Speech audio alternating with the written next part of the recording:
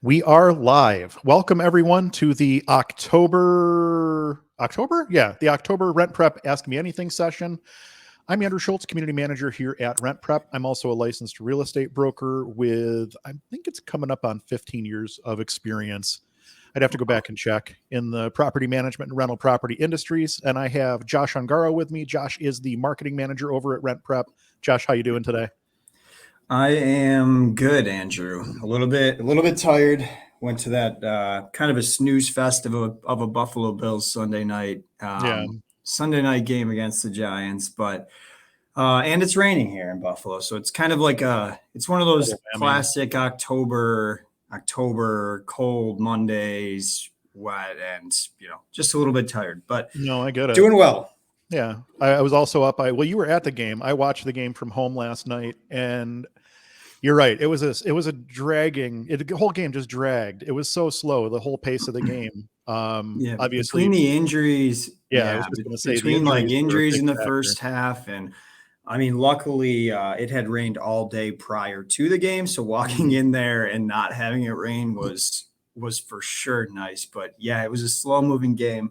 They got the win, but we'll see where the season goes. I'm not too convinced by the play. I'm not either, to be honest with you. I expected more. I mean, and obviously we're a little sidetracked here, but I expected more for this point. I expected more for this point in the season, and I'm hoping just to see improvement.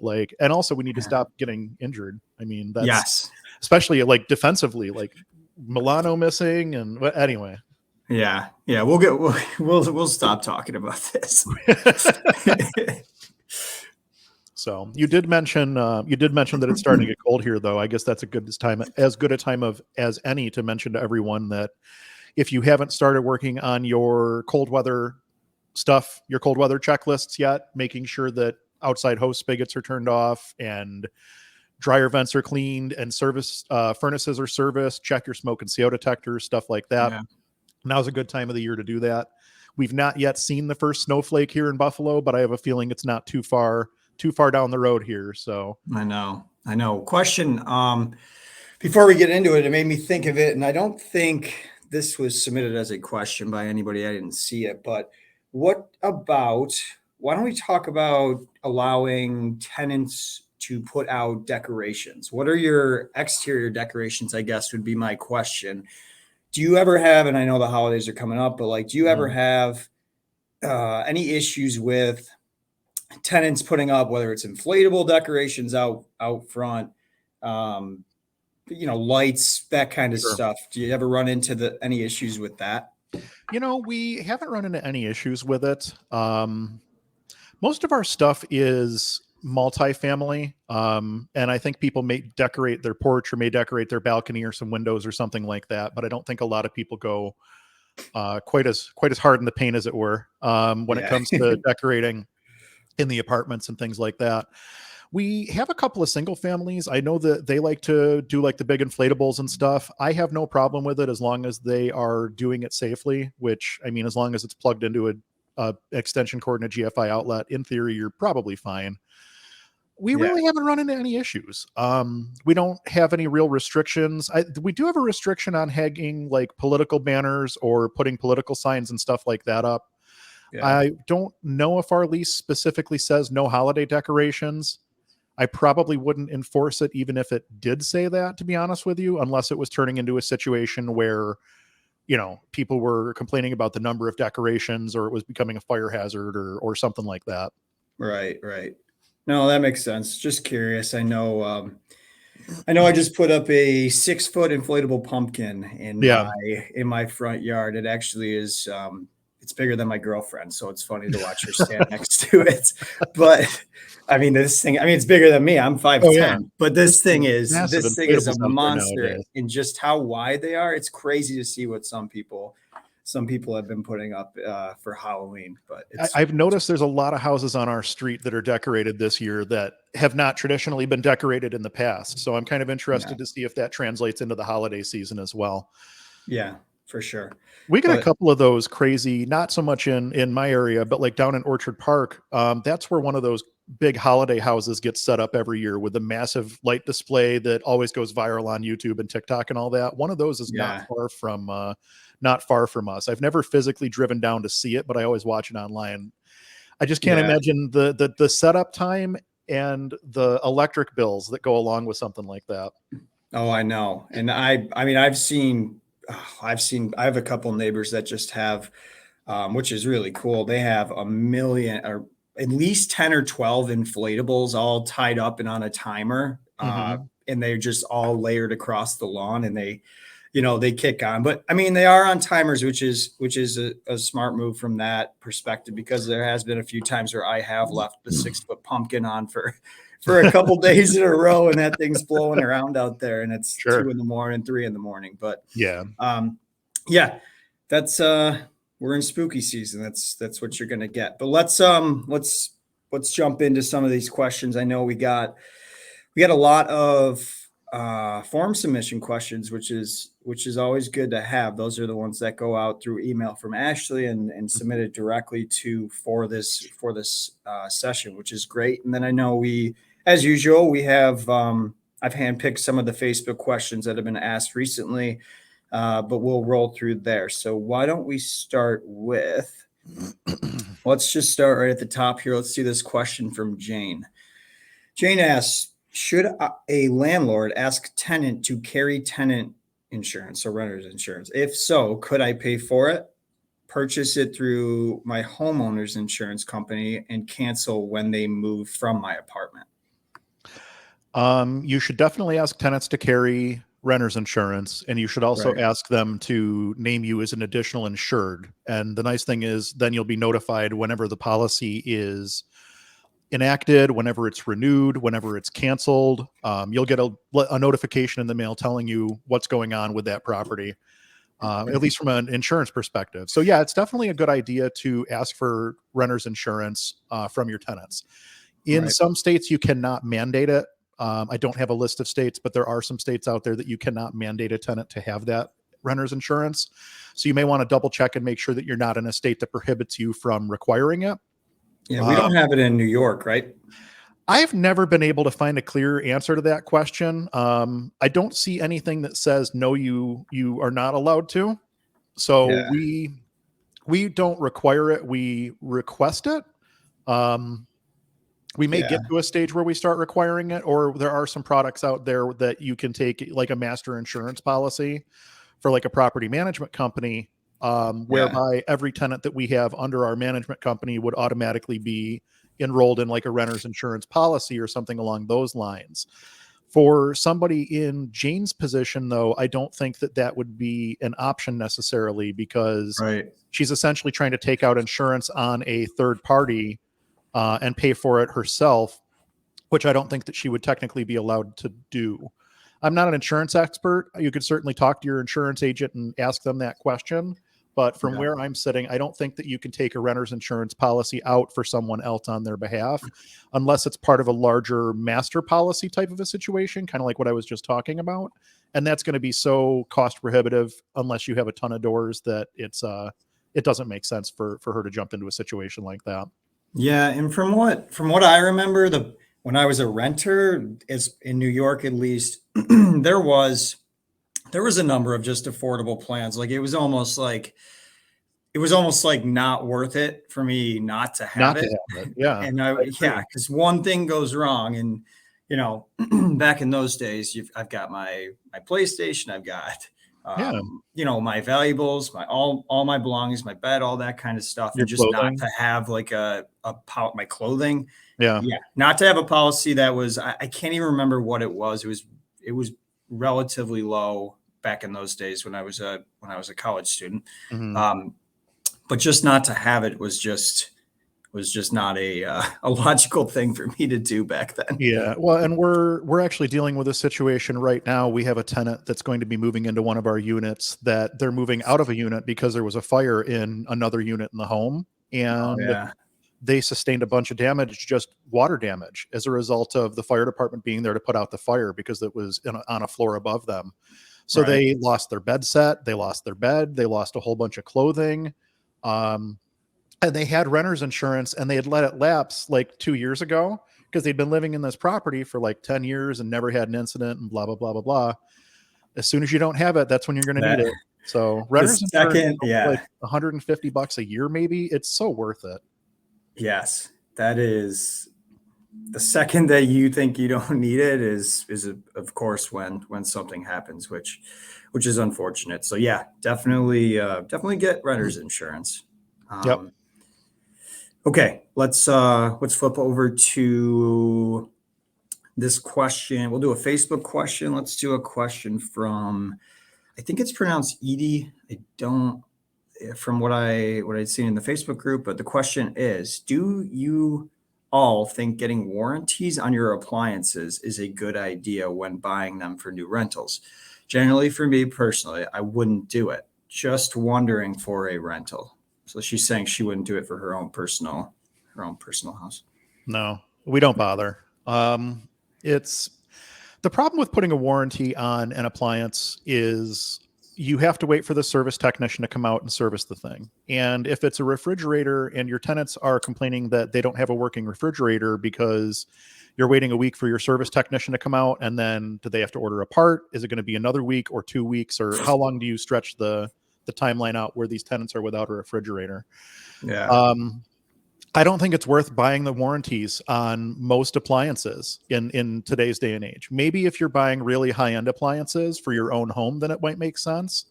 But if you're buying appliances, number one, if you're buying appliances for a rental property, they should be as basic as you can get away with while still being able to maintain, comparable with other places in the market.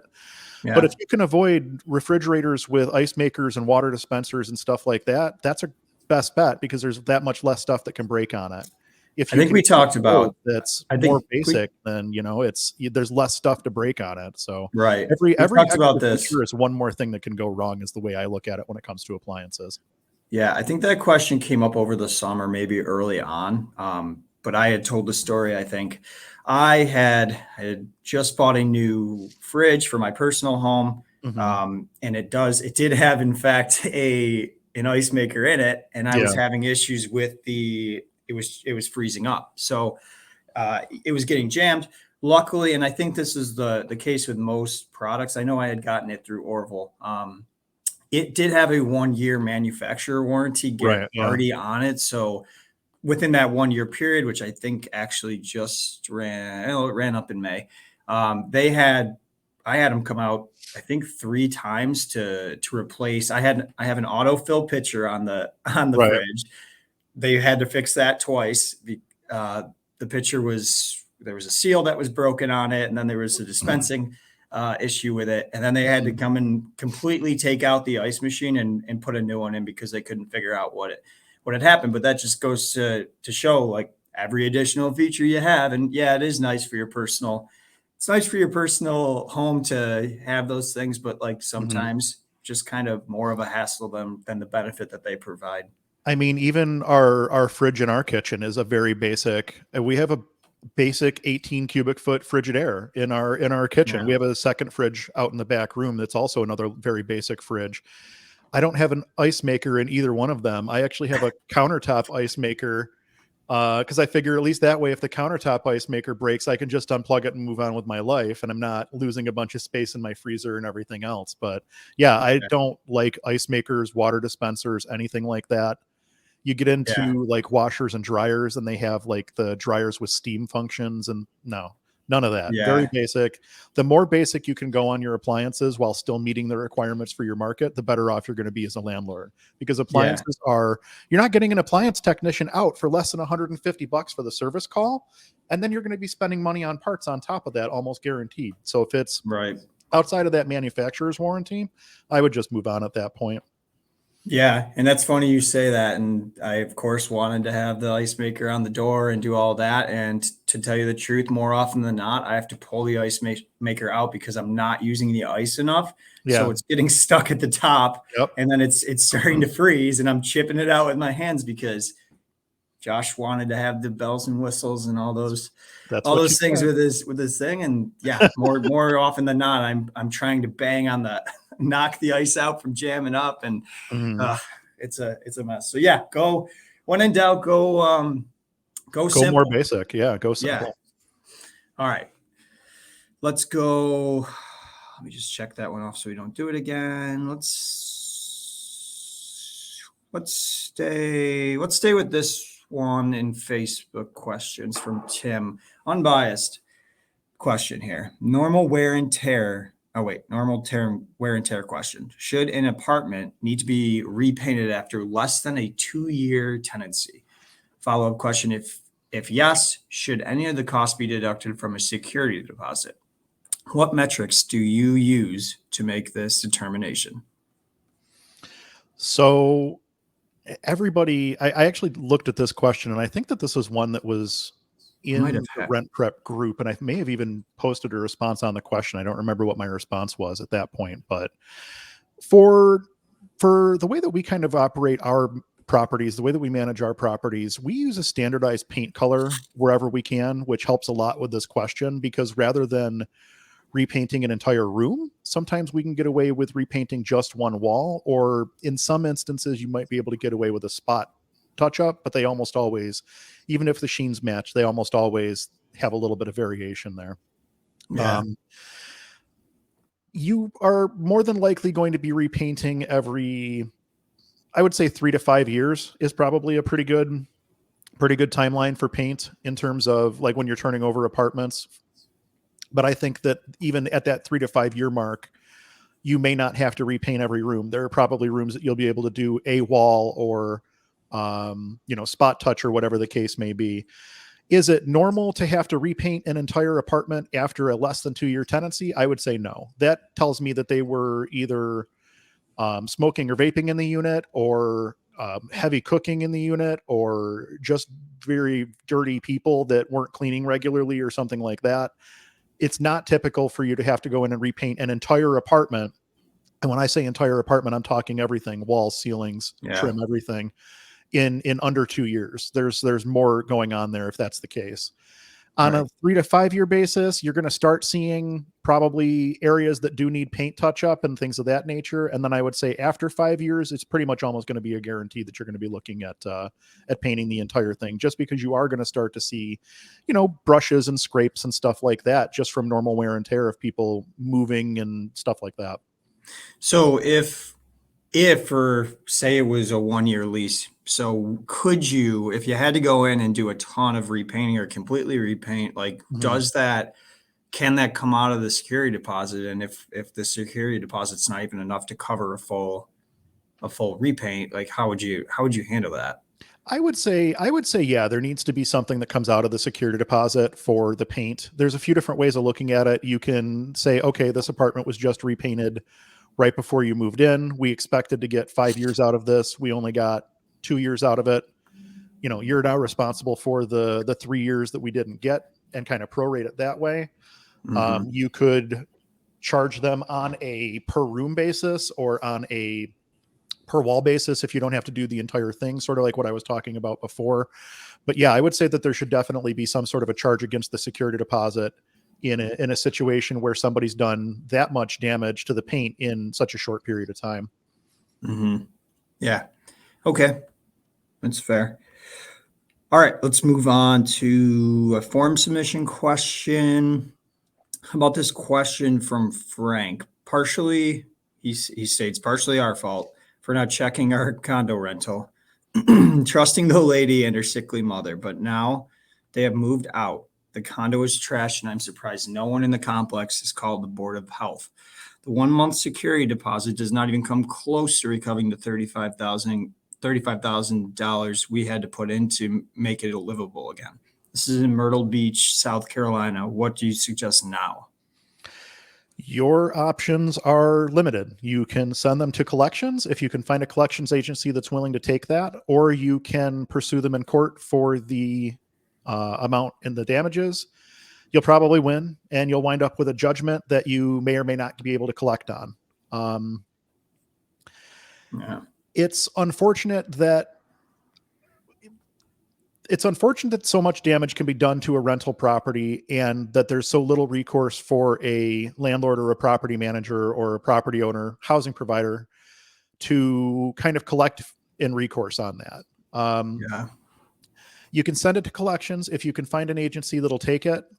They may or may not be able to collect on it.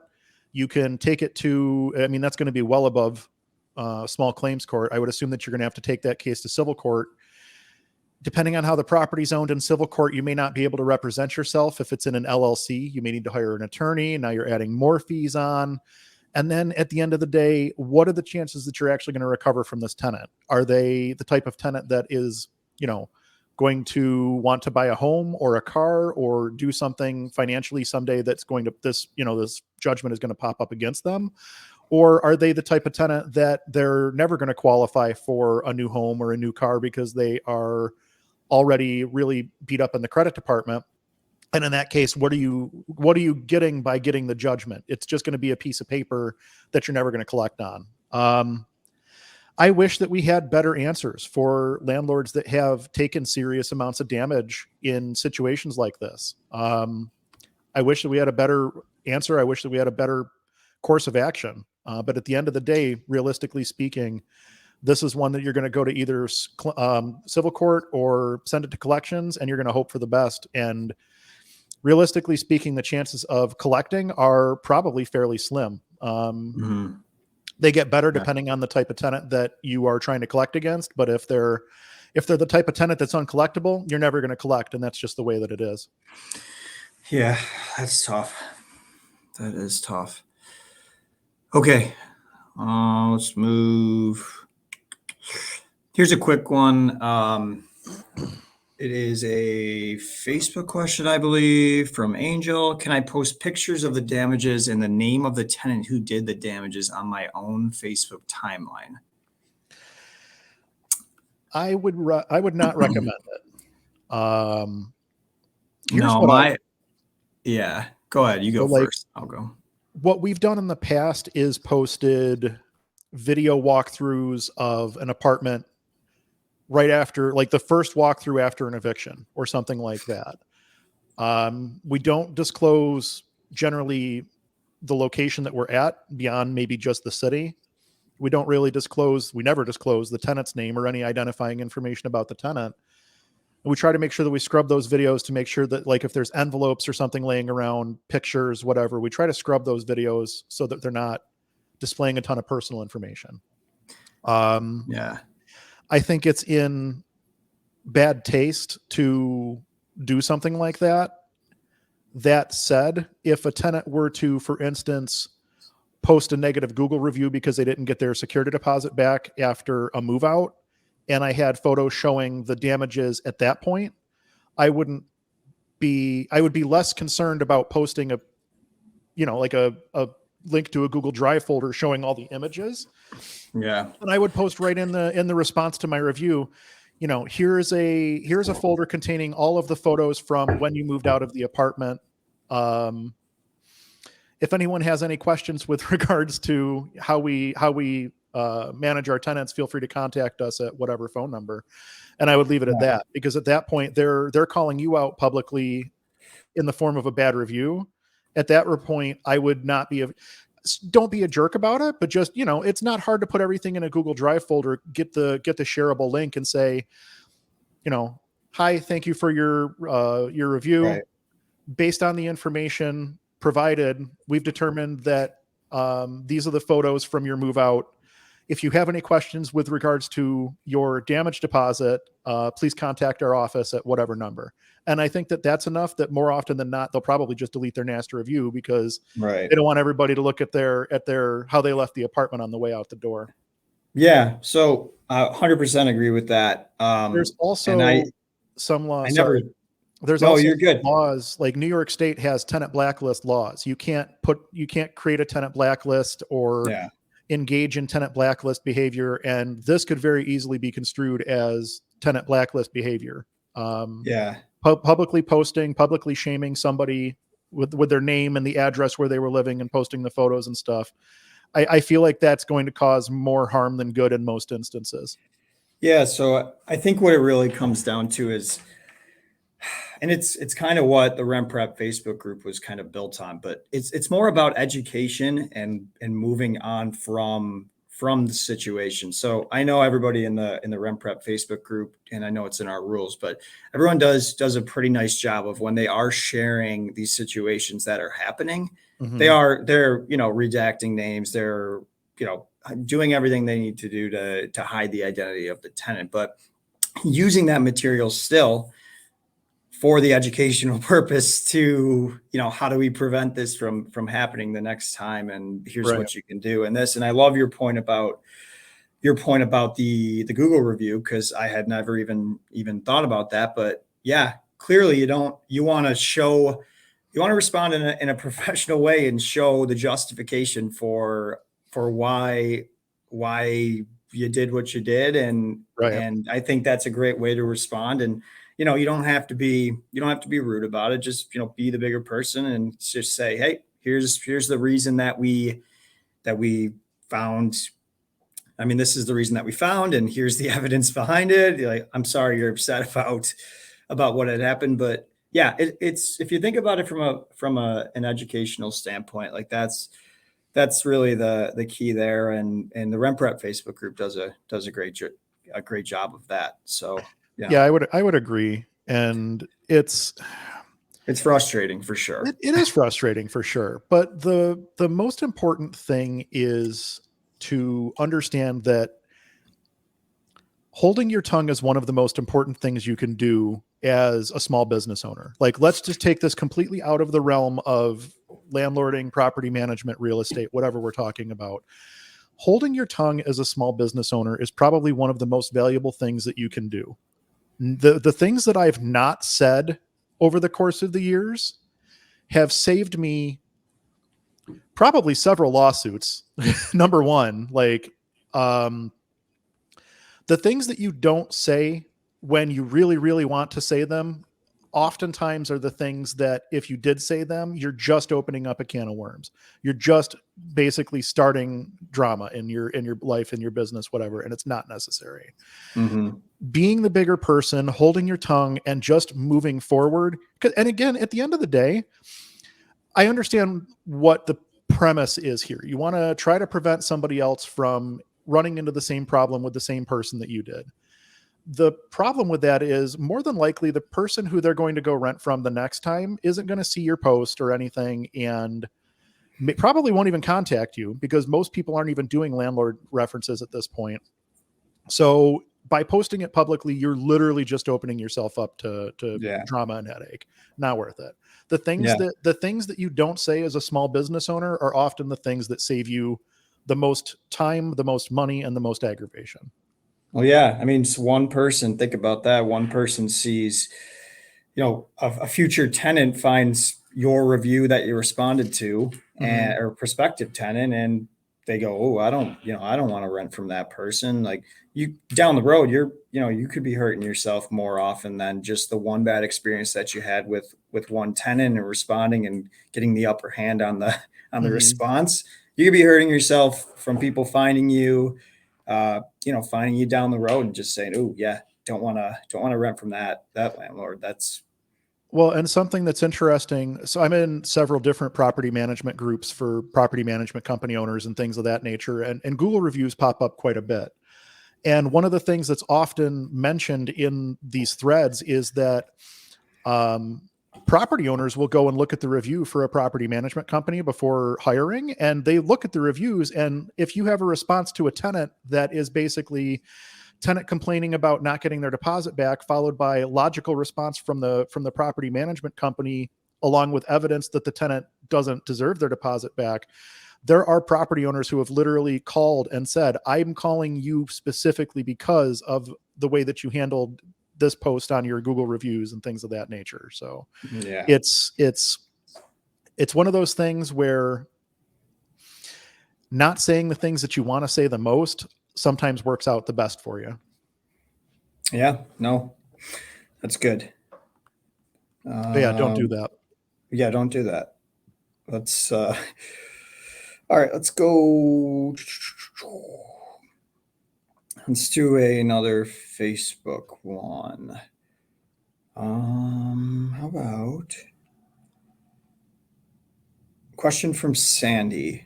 Had a tenant give only a 15-day notice. She got out at the end of the month. In my lease, it says 30-day notice, so she broke the lease. She also left all kinds of furniture behind. Can I keep the whole deposit since she broke the lease? Did we cover this one already last month? I'm not sure. I think we did. That sounds familiar from last, and I don't have it in my questions list here. Huh. I don't have that one loaded up. Let's all right. Well, let's quickly answer this one. I do think we answered this one last time. So Sandy had a tenant only give her 15 days notice. She needs 30 notice according to the lease. So she broke the lease. She also left all kinds of furniture behind. Can I keep the whole deposit since she broke the lease? Well, leaving the furniture behind also is probably a violation of the lease, correct? Yeah, I mean, you're going to be able to charge for the disposal of the furniture, and you're also Right. going to be able to charge for the, let me see, had a tenant give only 15 days notice, got out at the end of the month, 30-day notice, so she broke the lease. She left all kinds of furniture behind. Can I keep the whole deposit since she broke the lease?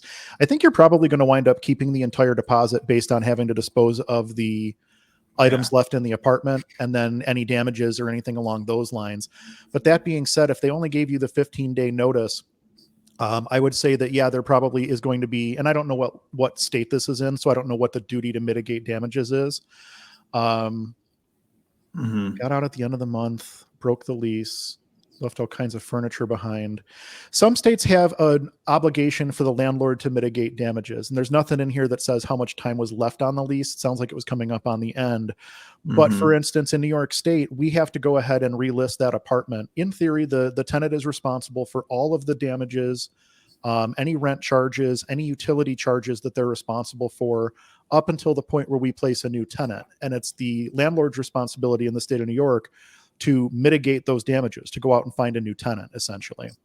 Yeah. So that would be how it would work here in New York State. It doesn't necessarily apply to other states. So you've got to go in and double check your state laws to see what the rules are in your area. But it sounds to me like you're going to have not only enough to justify keeping the security deposit, but more than likely enough to be above and beyond the security deposit, just based off of unpaid charges and disposal of the furniture. Yeah. Yeah, that makes sense. Mm-hmm. All right, let's stick with another Facebook one. Let's do a question from Patricia. I am renting out my finished basement apartment.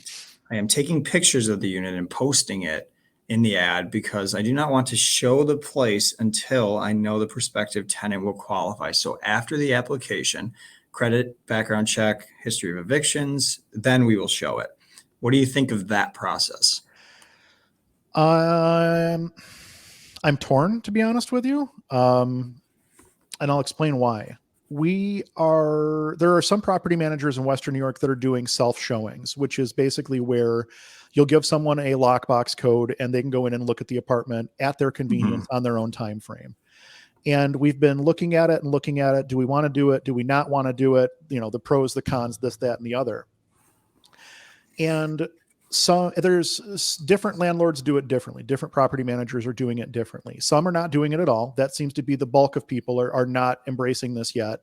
Some are requiring the full application be completed prior to the showing, kind of like what we're seeing here with what Patricia's talking about.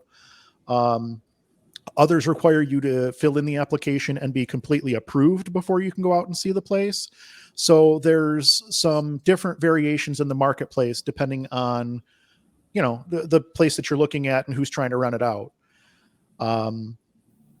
The process that we were talking about internally was to collect let me back up. So the way our application process works is it's all digital for the most part.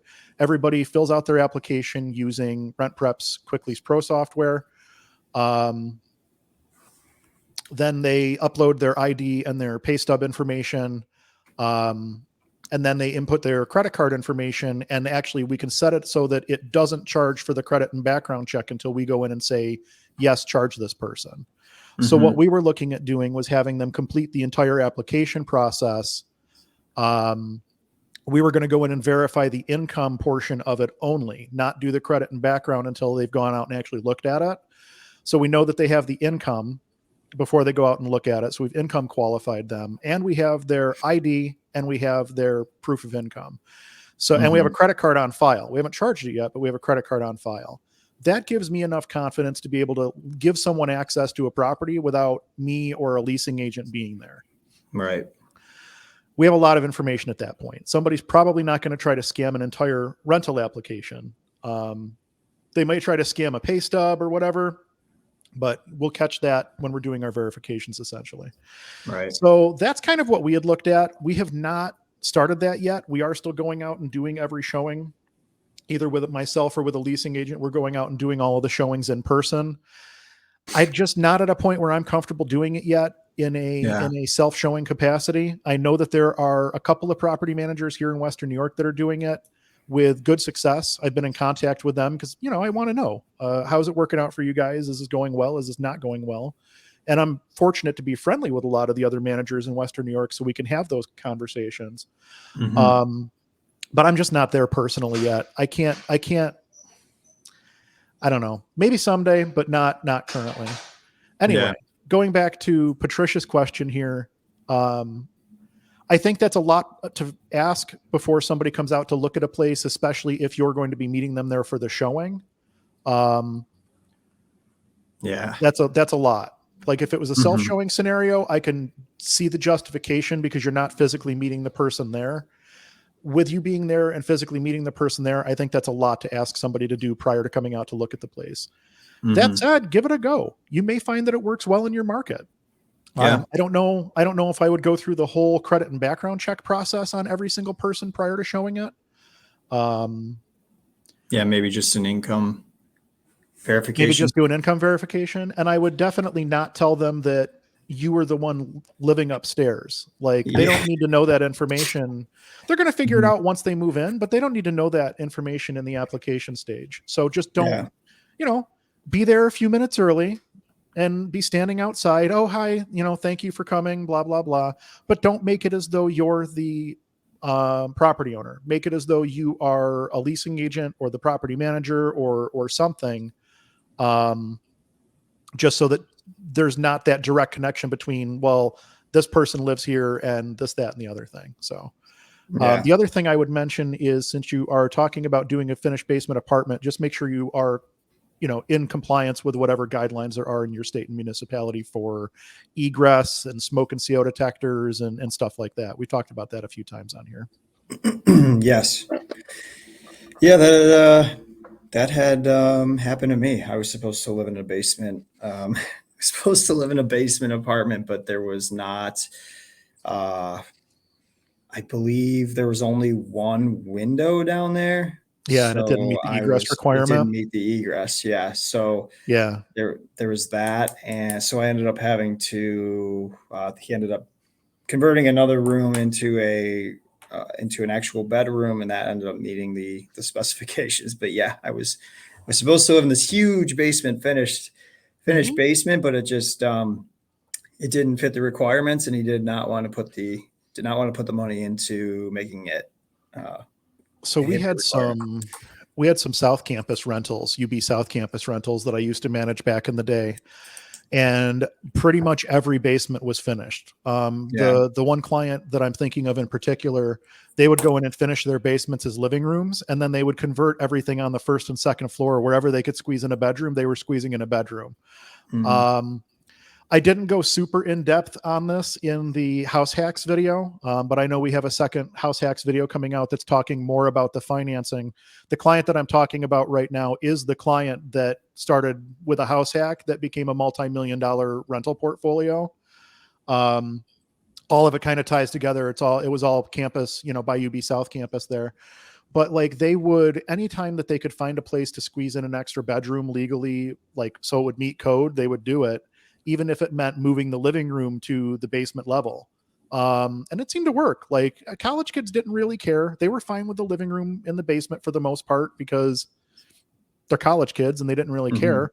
They were just happy to be able to have all their friends under one roof and stuff like that. So there's definitely options for updating basements. You don't necessarily need to put a bedroom in there to make it usable space. You might be able to do something where you convert one of your other rooms into a bedroom and convert your basement into a living room space. Now, is that going to work for literally anybody when you go to sell that house? No, absolutely not. They're going to want a living room on the first floor. They're going to want a dining room. Most people don't live the way that college kids live, you know? And I remember too, it actually ended up kind of working out for me because they also had the laundry room was downstairs. So you could tell that you would have definitely needed a dehumidifier. Yeah. Just the smell of the moisture just from running. I remember a couple of like loads of laundry being in while I had been looking at the place. Right. And you could physically feel the humidity down in the basement. And in the summer, it was a little bit warmer. So, I mean, between that mix and so it ended up working out for me. But yeah, there's different, basement apartments can be, they can be different for sure. Yeah, definitely. Well, and it's one of those things, like the house hack video is very interesting because we talk about that strategy and we talk about adding extra bedrooms to make it a better house hack. There is a point where the house becomes less livable as a result of configuration changes too. So that's definitely something to keep in mind. And like I said, nobody's going to buy a house where the living room is in the basement. No normal person wants to live like that. But college kids didn't really care. They really did very, very well on a couple of house hacks that they had. One house hack that they had, and then everything else they bought was purchased traditionally. But the numbers back then were so good that like they were untouchable. They were making money hand over fist using that strategy. So, I remember I was going to live in an attic once that ended up not being able to. There was like a fire code violation with it, and I had that story about the basement. Like, back in the day, I would have, and like you said, like just to get everybody under one roof. Sure, like, I was like, yeah, sure, like, and it was like technically a bigger room and all that when you are in the attic or in the basement. So there's pros and cons, but your priorities are different when you're a college kid like, versus I don't when you're care. I'll family. sleep on the floor. I'll sleep on the floor if you knock some rent off. It's got that right. Nowadays I would not. Right. I'm like, I need to be in a bed. I need to be. I want my privacy. Blah blah blah. The air conditioning to be exactly at 67, 68 degrees. Like back then, it's like, no, like I don't need an AC unit. I don't need an AC. I don't need this. I don't need that. But definitely different. Depending on what your demographic of renter is and just kind of what they're interested in is for sure. Definitely that house hacking video is something to take a look at. The second one's going to be really good. I just finished recording the second one over the weekend, and it's going to be really good. I'm happy with how that came out. The second one talks about finance. I actually go over a property that's in the same neighborhood as where my client started his portfolio. Then I look at a multifamily property as well. And when you start talking about doing a house hack on a multifamily property, the numbers are unreal. So, going back to basement bedrooms and attic bedrooms for a second, though. I've never lived in New York City. I don't know if you have either, but like we talk about non-habitable spaces here being attics and basements. Like in New York City, you're trying to cram people into closets and turn those into bedrooms in some instances. Like I can't even imagine some of the stuff that gets passed off as a quote unquote bedroom in places like New York City or any other major metro really. Where the rents are astronomically high and everybody is just trying to find a spot to live, So I'll do this quick, but my COVID had just ended and I had a buddy whose sister had lived in New York City, but she was moving back to Buffalo. So they needed a couple guys to go down there, help her move out. So I ended up driving down there in a U-Haul with a couple of buddies, her brother, went down there and moved her out. It is like a normal apartment complex, like you get door, evenly spaced out. It looked like they had cut a door down the middle and one was one unit, one was another unit. And to enter it was, you talk about just moving stuff into that unit. And it was so small, and that's what it is to live in the city and in New York City. But I couldn't believe it when I had gone down there. I've only lived in Buffalo and Rochester my whole life, so never really experienced an actual city living. Right. But it was for sure different. I don't think I have any interest in that, to be honest with you. Like that entire experience sounds awful to me. No part of it sounds enjoyable. Yeah. And you just couldn't believe it. Like, that's just, you gotta like that kind of lifestyle if you're going to be in a city like that. Well, and I had a friend that lived in New York City and kind of lived in one of these style of apartments, and he never spent any time at home. Like he was always out and about and whatever. Mm-hmm. And it's fine if that's the lifestyle you want to lead and you're not a homebody or whatever. But like at this point in my life, I like to go home at the end of the day and not be near people for a few minutes and stuff like that. Yeah. And it just seems like that would be so non-conducive to my lifestyle. I don't think that I could ever live in New York City, to be honest with you, but definitely not in a situation like that. Yeah, it was wild, but cool experience for us to go down there and see. And then between even just like having a moving truck on the streets of New York City is like, it's just different. Like we're not used to it just being I'm in the suburbs of right. Buffalo, New York, which already as a city, Buffalo is nothing compared to some of the bigger cities out there. Right, so exactly. It's just not my cup of tea. Well, and like for perspective's sake, like to go from North Atlanta to South Atlanta could very easily take you 2 hours. To go from North Buffalo to South Buffalo, or even like Tonawanda to Orchard Park, a northern suburb to a southern suburb, during rush hour might take you 45 minutes. During normal traffic conditions, probably 20, 25. I know. I'm frustrated when there's 15 minutes of traffic. Yeah, exactly. I can't imagine the 45 to an hour. We get caught by the water tower. It's game over. Oh God. I'm like on the 2. Yeah. I'm like, come on. Like what is going on here? And I'm like 5 more minutes later to get home than I normally am. And I'm exactly. Throwing my hands up in the air. Like, what the hell's going on here? But yeah. All right, let's move on. We got time for a couple two more questions. Yeah. So let's do one here. Let me get back to the form submission questions. Okay. Question from Eric. I have 2 families where I am currently renting out 2 units. The kitchen upstairs is above the bedroom downstairs, and the downstairs is complaining about creaking and noise. What can I do to create a happy space for both tenants? The floors upstairs are hardwood. Mm-hmm. So you're probably going to have to, this is the worst possible scenario. When you're talking about having one room on top of another, having a kitchen on top of a bedroom is a nightmare. Mm-hmm. It sucks because every step, every pot and pan bang, every microwave beep, like depending on how much insulation there is between units, you're hearing a lot of noise transfer between these two rooms. Having a kitchen above a bedroom sucks. There's no other way around it.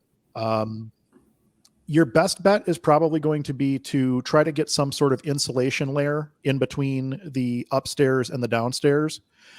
You can do this in a couple of different ways. You can update the flooring upstairs and add some sort of a padding or insulation layer under your new flooring. You can add insul board or there's products out there that will reduce noise transmission that you can apply to the ceiling of the unit underneath and then go over it with drywall or a drop ceiling or whatever the case may be, depending on what's there currently. There are some options available for noise buffering and things of that nature. You're going to spend some money on it. That's the biggest thing I can tell you, is that there's not going to be some free method by which noise stops transferring from one place to another. The only thing that's going to stop that noise from transferring is barriers preventing the acoustic noise from traveling from one place to another. That's basically the only answer. By resolving the issue, I should say. The other answer is you just ignore the problem and don't do anything about it. And you're probably going to churn and burn tenants through that downstairs apartment continually until the issue actually gets addressed. The This can be especially problematic if you have someone who is a night shift worker. So they are asleep during the day when the upstairs apartment is getting up and getting ready to go to work in the morning or something like that. That can be a real challenge because now you've got somebody who's trying to fall asleep while somebody else is trying to get up and get moving in the morning. And I know I'm not quiet when I get up and start moving around in the morning. So it's a tough situation for that person in the lower unit. But I think the only solution there to address the issue is going to be doing something to isolate the noise between the two units, whether it be new flooring with some sort of isolation barrier, or some work on the ceiling with some isolation barrier or something. I mean, I would start by talking to the upstairs tenants and seeing if there's something that can be an agreement that can be made or something. Hey, do you mind not being loud in your kitchen? But realistically, you're not going to be able to tell somebody they can't cook their breakfast in the morning because the guy downstairs is still trying to sleep. Yeah. That's funny. This question is funny to me because I lived in the upper of an apartment. And then a year later, I moved down to the lower, and I knew every creak that I was making in the top. A year later found out exactly what everybody else was hearing underneath me. Yeah. And I could tell, and just from living in the top, I knew exactly where the people were above us, where they were stepping, what the creaks are. You obviously learn your spots, but I think that's a few nice tips as far as just what you can do to mitigate the noise. And obviously, you can't tell somebody they can't cook their breakfast or their lunch. That's a tough situation. Like normally you don't wind up with a bedroom stacked on top of a kitchen stacked on top of a bedroom unless you have basement level bedrooms or something like that. Right. But yeah, that's a tough one. That sucks. That's a very, very rough situation for that downstairs unit to be in. Yeah. All right. I'm looking at the Facebook Live here. I see that Leslie had asked a question here. So let's see if we can answer this question, and then we'll call it a day. Okay. All right. Leslie asks, we have a single family home on 3 acres. The draw to this property is the landscape of a large yard and tree-lined areas. The homes on that road are family-owned and decorate fairly simple and tastefully. We've considered adding a clause to the lease stating the beauty of this property is the natural landscape and to avoid large numbers / area of outside or holiday decor. Would this be legal? We don't want to micromanage, but we also want to respect our neighbors. So Leslie doesn't want 8-foot inflatables in her front yard. Yeah, she doesn't want the 6-foot pumpkin. Yeah. It appears. So the question can you do anything about that? Legal. Can you put something in there that says you probably could? Natural, I mean, you probably could put you can put whatever you want in your lease. It's just a matter of what is the judge going to say when you actually get to court. Here's the thing. This is one of those weird situations where you start talking about freedom of speech versus, their right to quiet enjoyment versus of the unit versus landlord's right to, own and control the property. Would it be legal? That's one of those things that I'm not an attorney, and I'm not going to sit here and say, yes, it would be or no, it wouldn't be. That's something you would want to talk to an attorney in your state about. Yeah. We have something in our lease that says that you can't park on the grass. We have something on our lease that says that you can't put up like trampolines or swimming pools or something along those lines. I think that this would probably fall kind of in the same language as that, if I'm kind of thinking through it logically here. Yeah. I think I had a lease that had no Christmas. I think I had a lease that said no Christmas lights on the outside of the property. But like you said in the beginning of this, just preventative for fires or anything like that. Could be because they don't want in the beginning on the outside of the property to hang. They don't want hooks on the outside of the house for your Christmas lights, which I can understand. I think that there's ways to approach this where you can do it without coming across as being the Grinch is probably the best way of putting it. And I would, depending on the type of decor that's being put up, if you have somebody that's putting up a large religious display or something like that, you have to be cautious because you are dealing with situations where you might have a free speech issue or whatever the case may be. This is a good question. This is probably one that would be something that maybe we could have an attorney come on and have I'd like like a to more get the in-depth actual conversation answer on to that. it. I'll be honest. I don't have this is one where I would call my attorney and be like, hey, how would you handle a situation like this? I mean, and I can tell you, for instance, like, let's akin this to, it's not a giant pumpkin. It's an inflatable swimming pool, or it's a trampoline. The way that we handle those scenarios is we send a letter to the tenant and say, hey, you need to remove this swimming pool because it violates your lease, or hey, you need to remove this trampoline because it violates your lease. And if it's not removed within X number of days, we're going to remove it and we're going to charge you for the privilege and you're not going to get it back. And that seems to work pretty well. Most of our tenants are compliant when they get those letters. We have had situations where we've had to go and like physically remove something from a property, like an inflatable pool or something like that. Of course, as soon as you do that, you get a phone call screaming, why did you do that? Where's my pool? Give me my pool back. Well, no, you were non-compliant with your lease. This is the repercussion for your actions. Yeah. So I would say, is it legal? I would say you need to talk to an attorney in your area. I think we need to, I'd be curious. So let's do some digging in this, because there's so many ways. There's so many ways that you can take this. I want to hang an American flag. I want to hang a Russian flag. I want to hang a Ukrainian flag.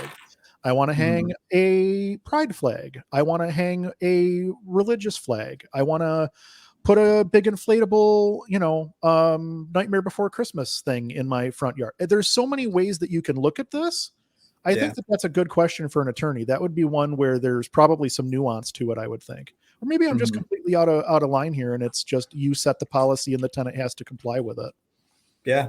No, that's I like that one to finish here. We are getting into, we're getting not close. Only, I mean, the holiday season just in general is kind of starting up. And then, like you said, just like flags in general, or, there's a lot of different ways you could look at it and interpret it. And I think that is a good question. So because there's a lot of different, there's the traditional, like what we were talking about, just your general average everyday flag. There's political banners or political decorations. There's holiday decorations. There's, everything from I want to hang lights around the window to giant inflatables to full scale viral houses. And I think that there's got to be some nuance there, I would think, but I don't know exactly from a legal standpoint. I don't know as though there's anything stopping someone from saying you can't do that.